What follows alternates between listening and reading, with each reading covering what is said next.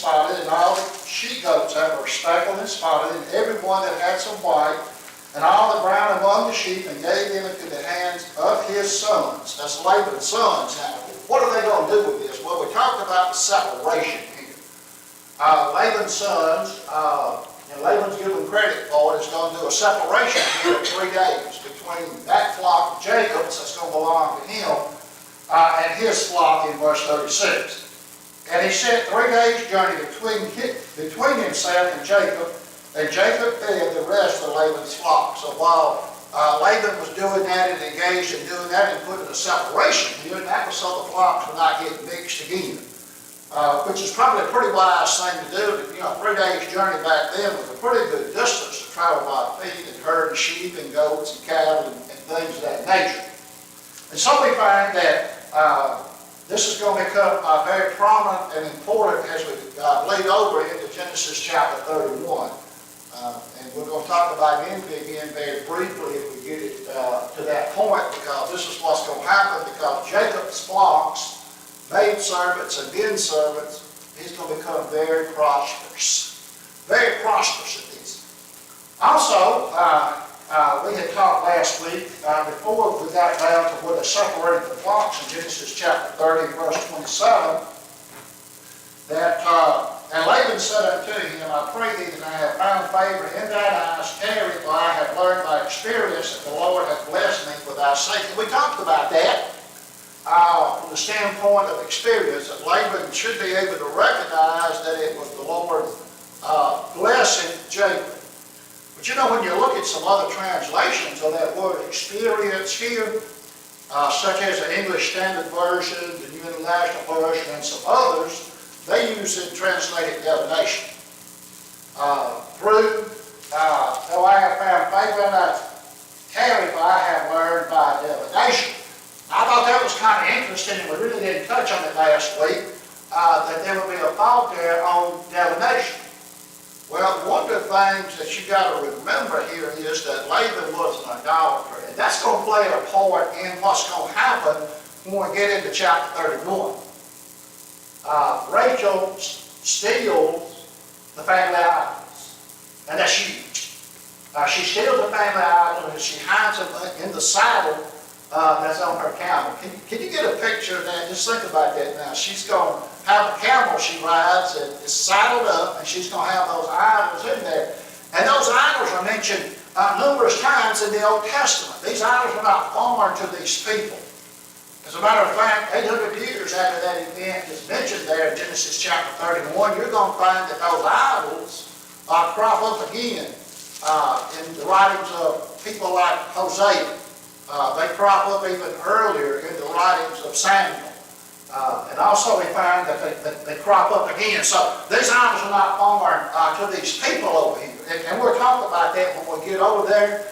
It's real interesting at what has been found in some of the archaeological studies and diggings over in that part of the world concerning these teraphims, as the King James Version calls them, or household gods. So anyway, when you look at that, I thought that was really interesting. Read to you, or Daniel, have y'all got the English Standard Version available? Would you turn and read that? The one I was looking at, I have a fairly recent copy of the English Standard Version. I wanted to see what maybe an older copy had to say. It's Genesis chapter 30 and verse 27. Verse 27, okay. But Laban said to him, if I have found favor in your sight, I have learned by divination that the Lord has blessed me because of you. Yeah, so it's kind of interesting that they use that word there, isn't it? And I'm not a linguist, okay? Don't plan to be. I know just enough about the Hebrew and the Greek to be dangerous. So I'm going to just leave it at the way it's translated there. Some do use that. So Laban is saying here that through his family idols, he's going to get real concerned about being stolen. They have significant value in that culture as far as inheritances and things of that nature that we're going to see.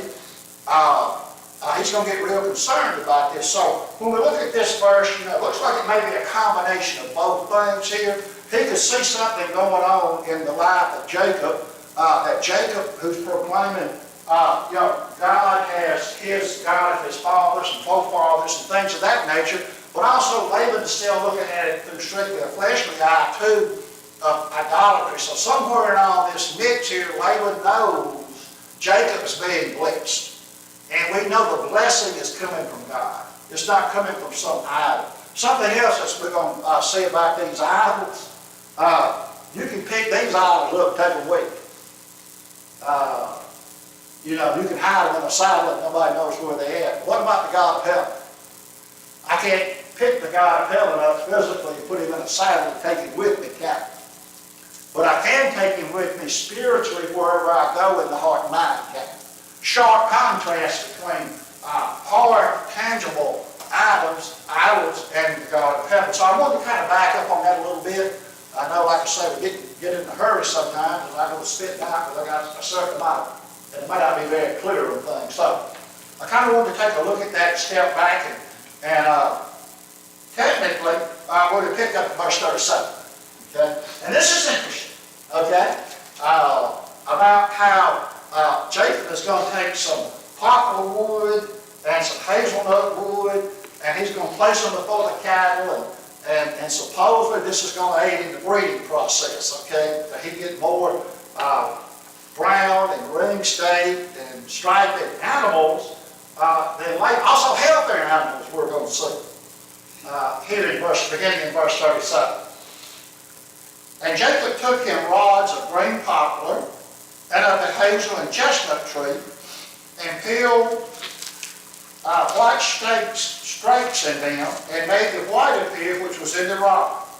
And he set the rods which he had peeled before the flocks in the gutters in the watering troughs where the flocks came to drink, that they should conceive when they came to drink. So, you know, don't know a lot about this. You do a little research on it. Don't know how much of this is something that they did because there was some significant mineral or some significant herb or some significant point in that, or whether it was something that they just did out of tradition, thinking that it was going to produce that.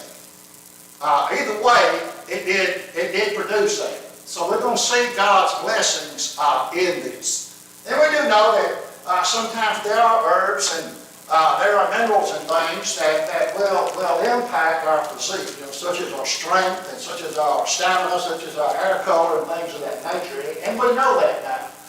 So how impactful is this? We really don't know. That's kind of been lost in the annals of history, like a lot of things.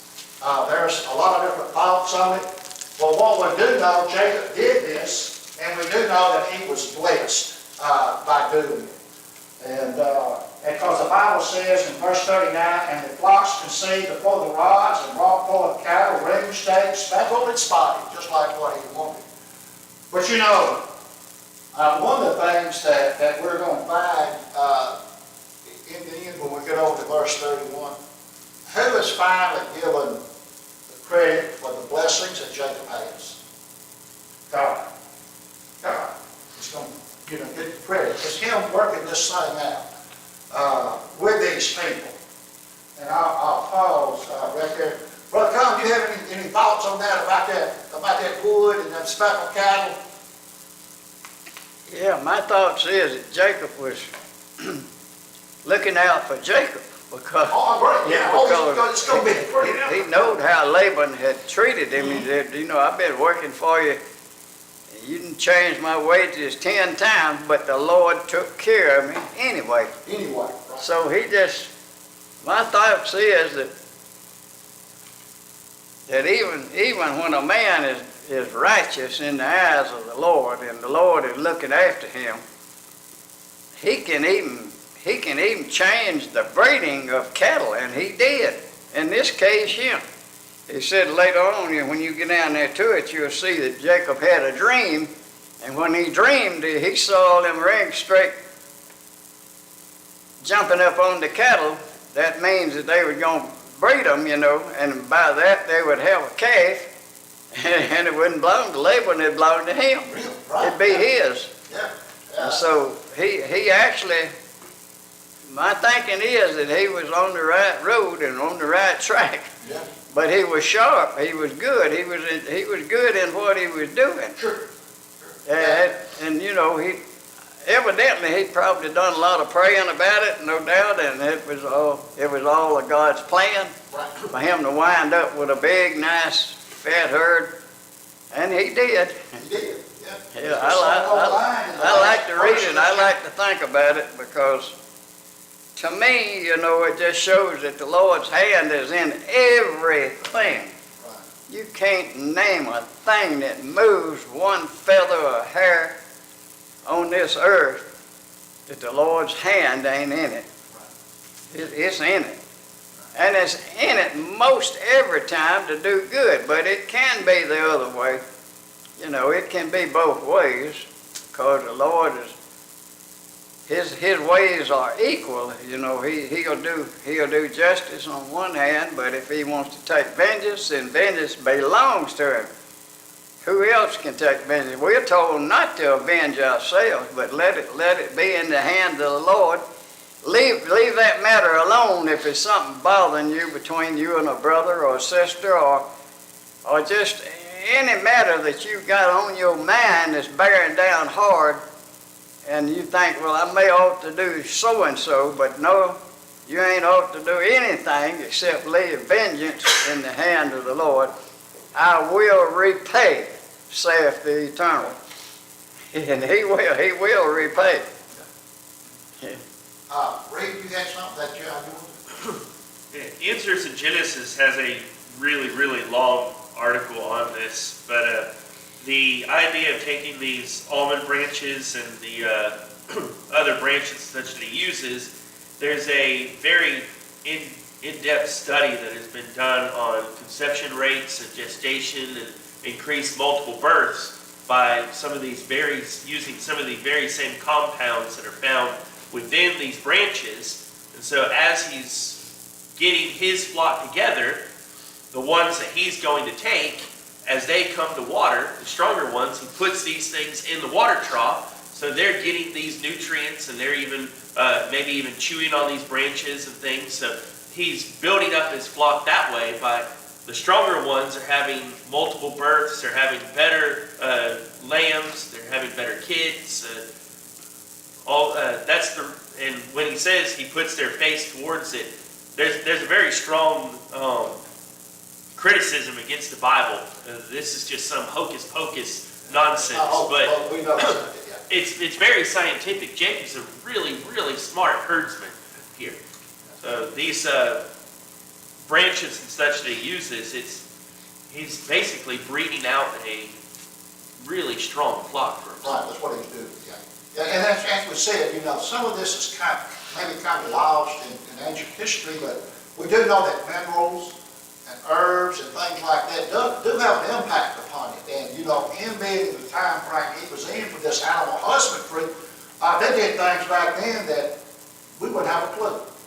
You know, it's kind of like the embalming of the ancient Egyptians. You know, lots been said about that, lots been written about that, about what they did and didn't do. Some of that has been lost. But yeah, it has a potential effect, no doubt. Whatever it was, you know, whatever was in there. The study actually shows that it increases the chance of a multiple birth. For a ewe that's going to have a multiple birth, it increased it from about 92% to 100% chance of multiple births. Okay. So, I was just going to say one thing by my own personal experience that we didn't mention in the lesson so far about this ring striking and him putting it in the troughs where the cattle came to drink water. But by my own experience, you know, according to how big a range they're ranging on, there may be a cow over yonder somewhere in heat, but the bulls don't know it until they come to drink. When they come to drink, then there's going to be some breeding done right there at the drinking trough. And I've seen it happen plenty of times in my own little dealing with cattle. Yeah, they come. I had my well there one time where they couldn't get water. There wasn't a pond that they could go to and be off over the self. They had to come there right behind the barn to a big, huge concrete watering trough that I had water in from a deep well. We dug a deep well. And when they'd come, there would usually be some breeding done. And I'd see it with my own eyes and know that that was the case. But that is, in addition to saying that, I'd like to also say that we can see here in this particular setting that we're in this 31, I mean, you're going to be going down through here. Right. And that Leah and Rachel both acknowledged, you know, when they could and couldn't have children, that the Lord's hand was in it. They always give credit to the fact God's working out His plan. Yeah. And so, and that just shows that they both was operating on faith. Yeah. Good. And so we find in verse 40, after Jacob did these, Jacob did separate the lambs and set the faces of the flock, tore the ring stake and all the ground and the flock of Laban, and he put his own flock by themselves and he did not in the Laban's cattle. So we see now Jacob was doing this separation too, like Laban had done initially, so they're still doing that. And it came to pass, whensoever the stronger cattle did conceive, that Jacob laid the rod before the eyes of the cattle in the gutters, that they might conceive among the rods. And I think we covered that really well.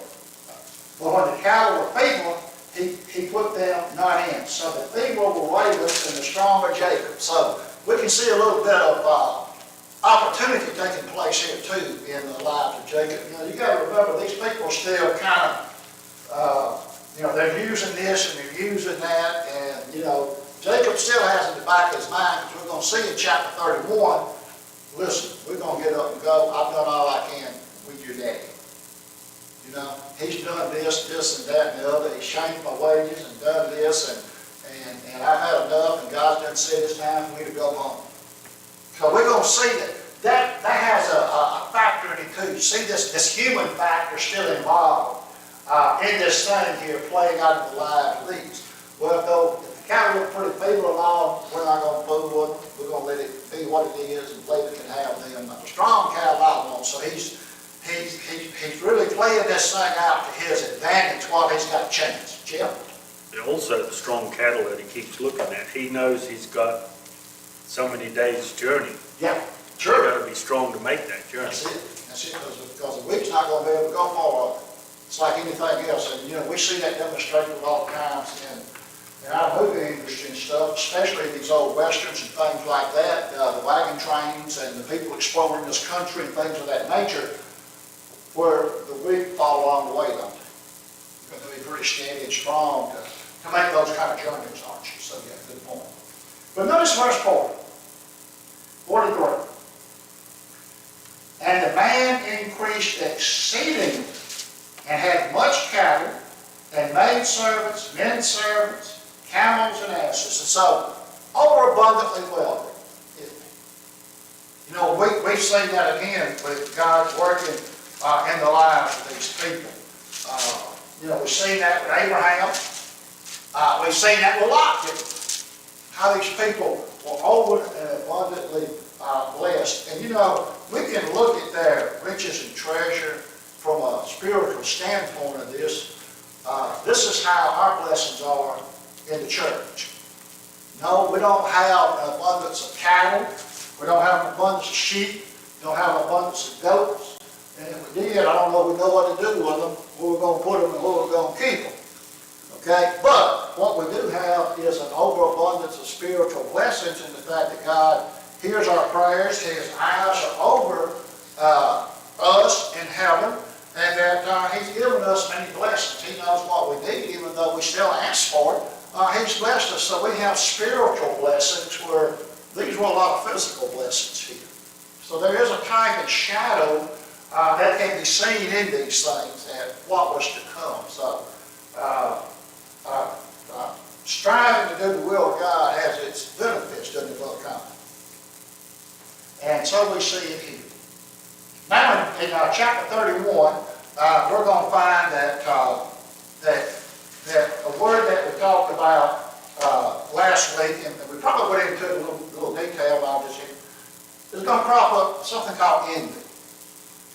And we find this being used throughout the Bible, whether it's in action or whether it's in word. Here we're going to find it's going to be in word. And I'm going to read this, and then we'll kind of pause for a minute.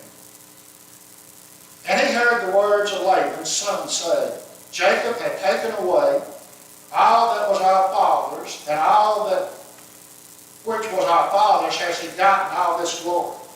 And Jacob beheld the countenance of Laban, and behold, it was not toward him as before. So we find that there's a lot of discussion here now going on. Look at Jacob, how he's blessed. You know, he's taken what our father has. He's got all these healthy animals. He's so very prosperous. And Jacob is still feeding the flock of Laban, you know. But that was the agreement that they agreed to. And of course, this was God's hand in this preparing Jacob's journey. As Jeff alluded to, they were going to have to go home here. In the very next verse, God's going to tell them, it's time for you to go. You got to return back to the land of your father. So all these things were going to be needful when he gets back. And of course, as he traveled, but now you begin to see the envy cropping up. And that's a very powerful thing. We know that the envy in Matthew chapter 27, along about verse 18, Pilate then came to the conclusion that it was because of envy that they crucified Jesus. Because of envy, it uses that word, envy. You know, we find in Acts chapter 7, let's turn over right quick like Acts chapter 7.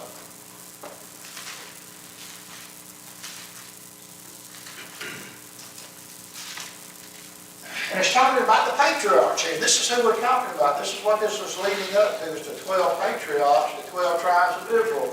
These people are being born. And so many centuries later, after the church had been established, reference is made back to action that the patriarchs had taken.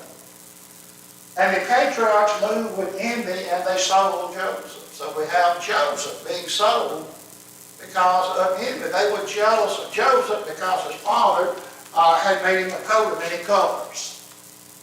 And of course, that didn't go over good. And a lot of times, you know, when you have children and things of that nature, that's something you have to be cognizant of and beware of, is favoritism.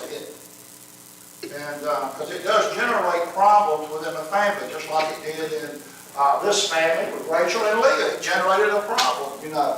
It generated a problem, and it doesn't use that term, but you know, all this began to create a problem of with Lot and with Abraham. You know, these types of things do. And these flocks getting bigger and bigger and huger and huger, and just can't contain itself. And the intermingling of them and keeping them straight and all this kind of stuff. And jealousy does set in a lot of times when prosperity comes into being. So we're going to find that it's not an unusual tool the devil has. Matter of fact, if you was to make a list of tools in the devil's arsenal that he uses, that would probably be up there in the top 3 or top 5 anyway, wouldn't it? I mean, it's going to be up the list there pretty good if you started listing the things that he uses. That's tough. You know, we're warned about envy and jealousy even in the church. You know, 1 Corinthians 13 verse 4, you know, where there's strife and envy, there's confusion and contention in it. So the church is warned about those things. It's just following in the footsteps of his father back in chapter 26, when they was talking about Isaac increasing in flocks and herds, and in digging wells and everything. The Philistines, they envied him. The Philistines, they envied him. Yep, there it is again. They couldn't hardly stand to look at it, you know. It said, look how this man's being blessed. Yeah. And they're saying the first time it was more than likely used was Cain and Abel. It doesn't use that word there. But we know the countenance of Cain get water. And you know, there's a verse long here somewhere, but I read it just now, where Jacob said, my righteousness will take care of me when it comes to fruition. One day my righteousness will be acknowledged. In other words, it'd be spoken. People will talk about it, they'll know it. Right. That's what happened. So We find these things do happen. It happened here, and we're going to find it throughout the Bible that envy and jealousy is a very powerful tool that the devil has. I'm going to pause right there for just a second. Here, if you got anything, I've been talking 90 to nothing again. This time I'm trying to keep it in the back of my mind, be a little more explanatory, even though we're going to get as far. Okay? Daniel, you got anything? No. All right, read. Okay. All right. Morgan, you got anything you want to add to it or anything? Okay. Jeff, you got anything? I'm just trying to break a little bit here. All right, we'll continue on.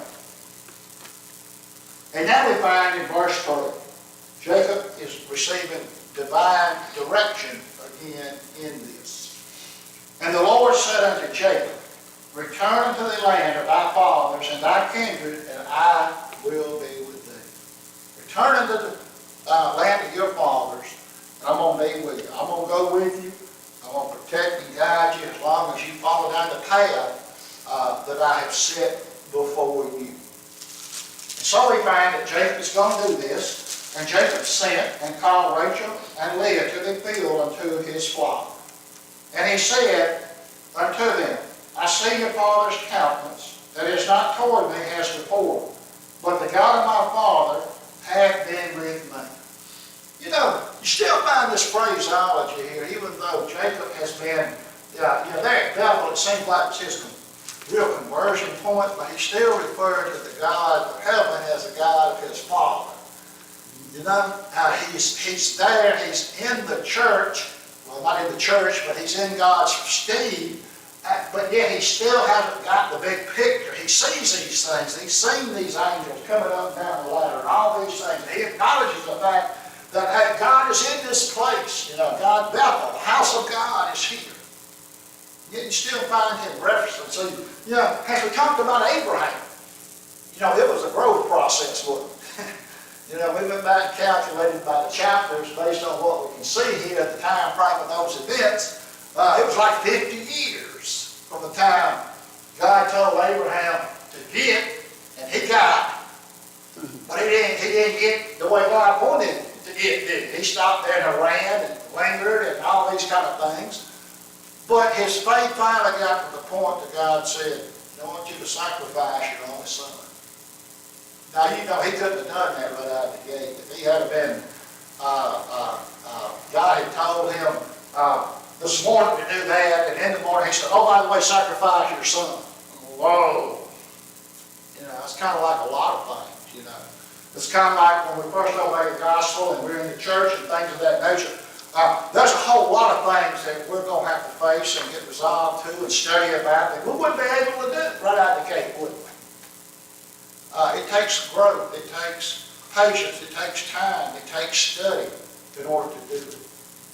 But here's the thing. If you don't ever start, you don't get there. If you don't ever start, you don't get there. If you procrastinate it, you don't get there. You have to work with it, you have to do it. You have to get up, you have to take some action with it. And so Jacob called them into the field and said unto them, he saw that his father's countenance has failed, but the God of my father hath been with me. And ye know, now he's talking to Rachel and Leah here now. He's going to explain the situation that's going on. He begins to recognize this, has received. And ye know that with all my power I have served your father.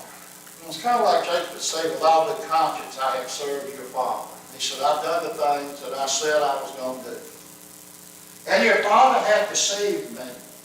He had changed my wages 10 times, but God suffered him not to hurt me. So we found even though Laban had done these things to Jacob, God saw to it that Jacob was not hurt in any of these things. In other words, Jacob came out on top. If you go back to verse 43 and read that, even though all these things went on, in the end he was greatly prospered.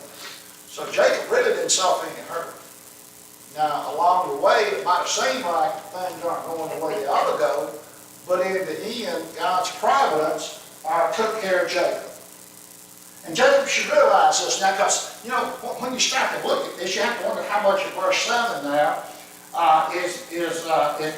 is tying back to verse 3. The Lord said unto Jacob, return to the land of thy fathers and thy kindred, and I will be with thee. Well, I've been here 20 years. You go back to Genesis chapter 28, if you want to look at that time frame. It's going to be about a 20-year period from the time Jacob arrived there with the story of Rachel until the time he departs. So he's been there for a while, hasn't he? These people all know each other pretty good by now. If he said thus, the stubble shall be my wages, then all the cattle their stubble. And if he said, the ring stake shall be thy hire, then bear all the cattle ring stake. Thus God had taken away the cattle of your father and given them unto me. Finally, we see some acknowledgement here toward God. He said God had done this. He said, I'm realizing this. I know where this blessing came from. That all this is under divine ownership.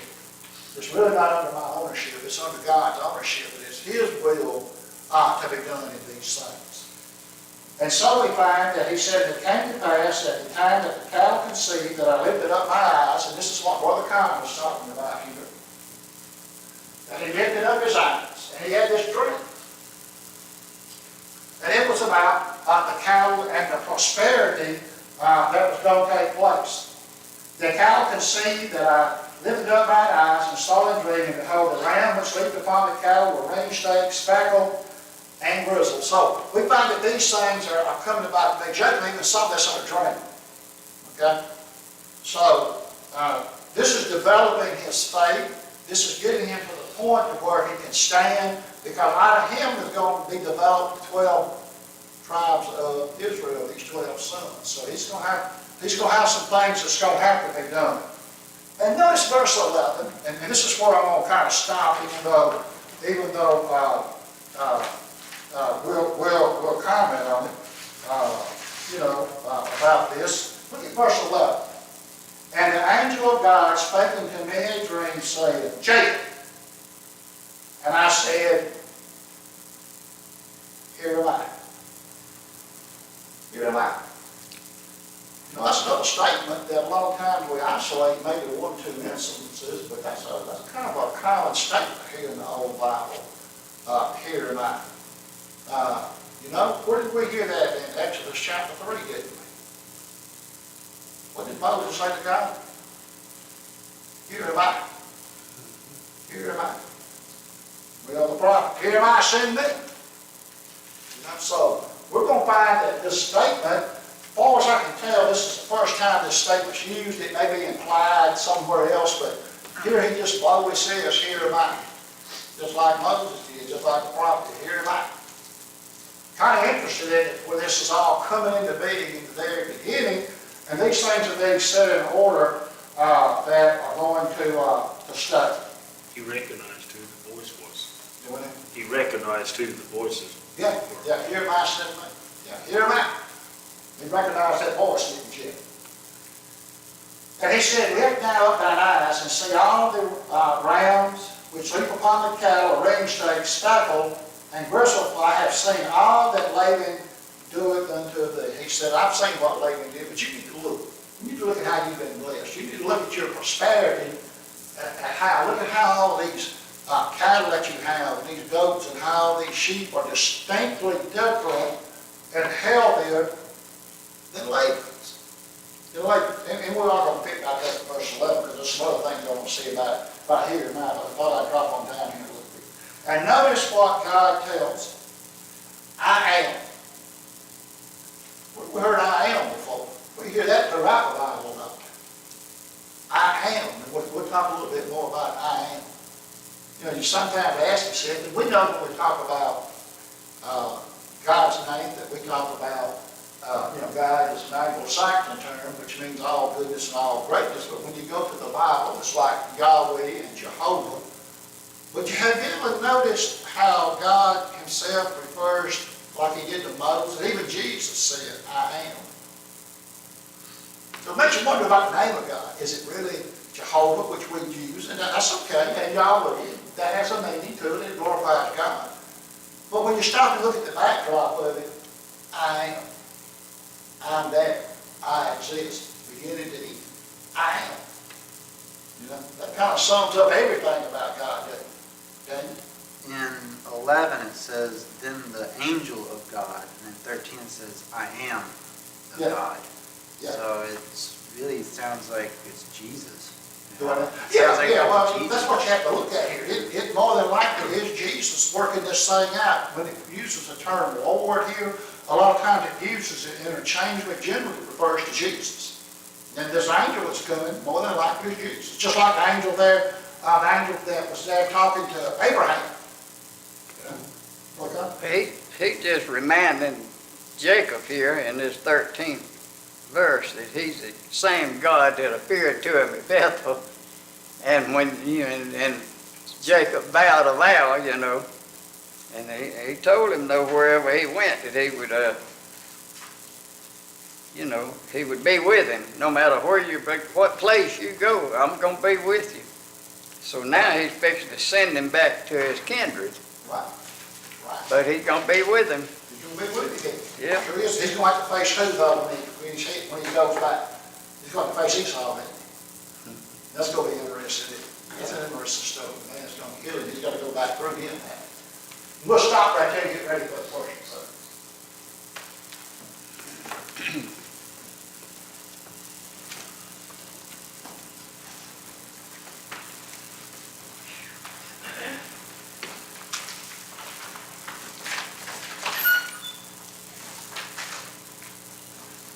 I like to say here, that shows you God's gonna